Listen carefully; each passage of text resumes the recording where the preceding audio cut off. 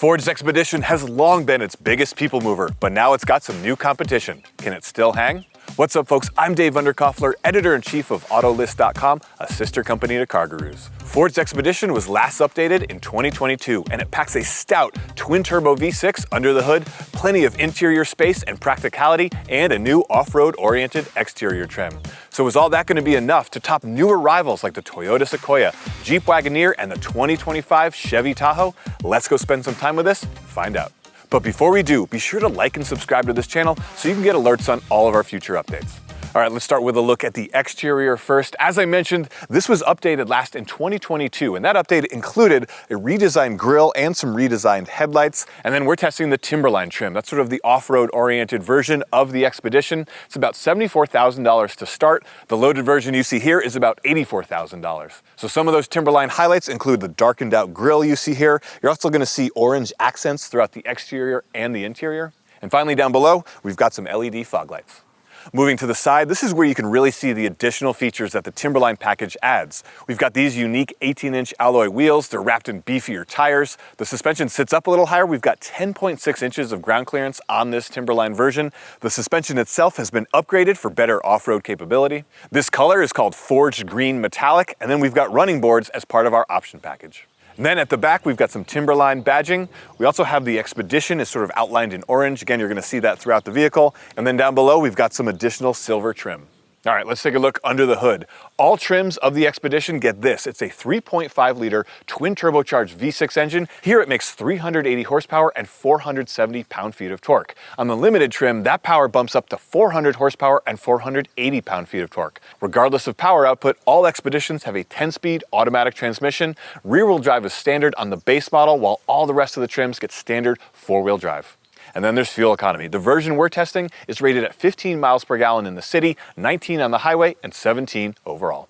All right, let's check out the interior. You're probably noticing this huge screen here. This is optional on the tester that we've got, and then it's standard on some of the higher end trims. This is a 15.5-inch screen, has wireless Apple CarPlay and wireless Android Auto. And then over here, we've got a 12.3-inch digital display for the instrument panel. Base models will get an 8-inch screen there. This system here is a bit of a mixed bag. The screen is very nice, it's big, it's bright, it's generally pretty responsive to your touch. Some of the processing speeds do get a little slow, and then it's the menus that I get most frustrated by. They just don't seem to be organized in a logical manner. It's kind of hard to do what you want or find what you want, so that is frustrating. But I do like putting it into Apple CarPlay mode. It'll also show you some other functions down here. You've got these tabs. These are like recently used functions, so that's kind of easy to get to. I like that.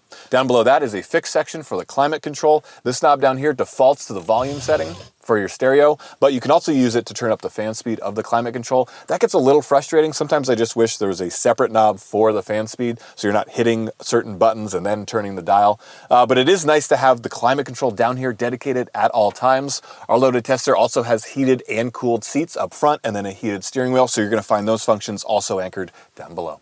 In terms of functionality, down here you've got your rotary shift knob. Then below that you have another knob for the drive modes. In here, we've got wireless smartphone charging. We've got a pair of cup holders here. And then another feature that I like, you've got two glove boxes, one there and one down below.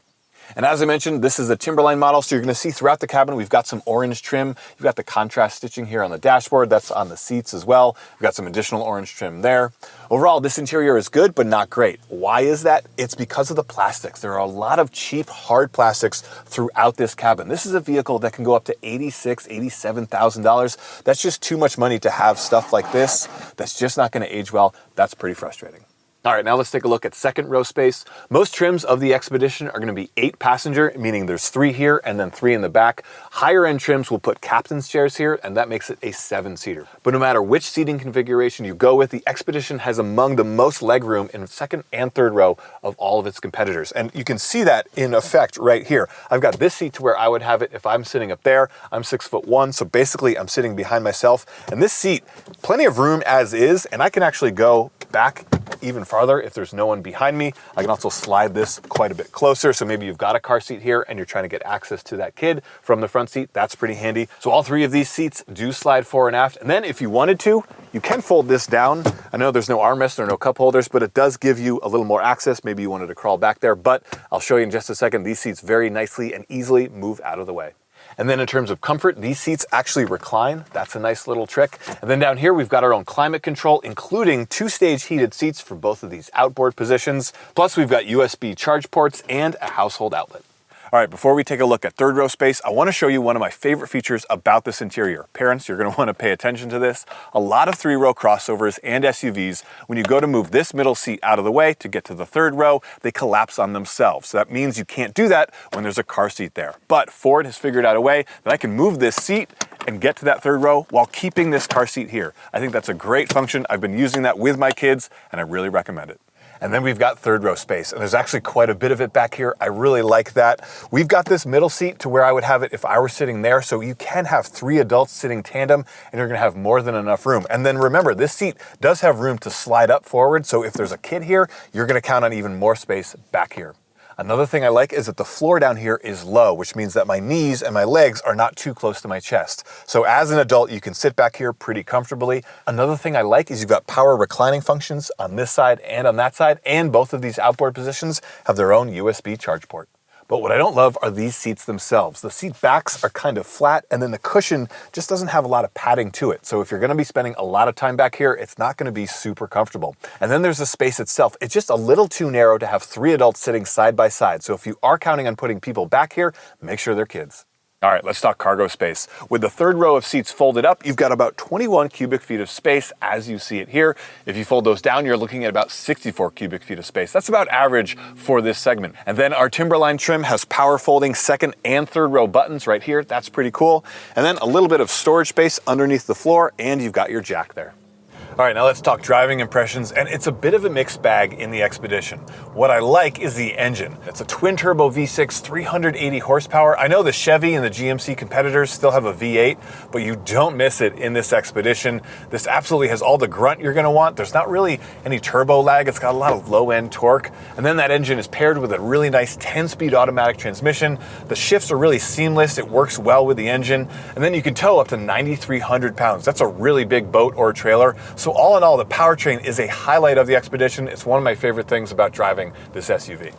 I also like the suspension tuning. It's a comfortable ride, even though we are upright, and this is a 4-wheel drive vehicle. That's probably because we're in the Timberline version. It's got those thicker tires with bigger sidewalls. It's also a quiet, comfortable vehicle. This is something you could put the entire family in, do a long road trip, and you're gonna enjoy it. Another cool thing about the Expedition, I know this is a big SUV, but the turning radius on this thing is unbelievably small. You can maneuver this into just the tightest spaces or turn around in the tightest areas. Just like that, I love that. Where things aren't so great is the handling. And yes, I know this is a large SUV. It's not gonna handle like a sports car. But compared to some of its rivals like the Chevy Tahoe, the Toyota Sequoia, or the Jeep Wagoneer, this just feels a little too vague, a little too ponderous. There's not a lot of feedback from the steering, and the body roll is a little excessive. So that is one area where the Expedition is a bit of a disappointment. And then in terms of visibility, it's good but not great. Out the front, you can see really nicely. I like that. But this A-pillar is a little thick, and then the B-pillar over my shoulder, this is very thick, which means when you're going to change lanes on the freeway, it can be really hard to see a car in the lane next to you. That's pretty frustrating. All right, folks, there you have it, our review of the 2024 Ford Expedition. Pros, well, we love the interior space and the practicality. We also really like this engine. It's got great power and towing capacity. And finally, there's a variety of trims that are gonna suit the needs of any Expedition buyer. Cons, well, there's just too much cheap, hard plastic in the interior. Plus, this does get expensive for what it is. And finally, the handling. It's just a little too vague for our taste. So overall, we like the Expedition, but we do think some of its competitors may have it beat. So be sure to cross-shop it with the Chevy Tahoe, Toyota Sequoia, and the Jeep Wagoneer. So for reviews or listings of this Ford or anything else you're shopping for, new or used, be sure to check out CarGurus.com. And before you go, like and subscribe to this channel so you can get alerts on all of our future updates. Thanks for watching.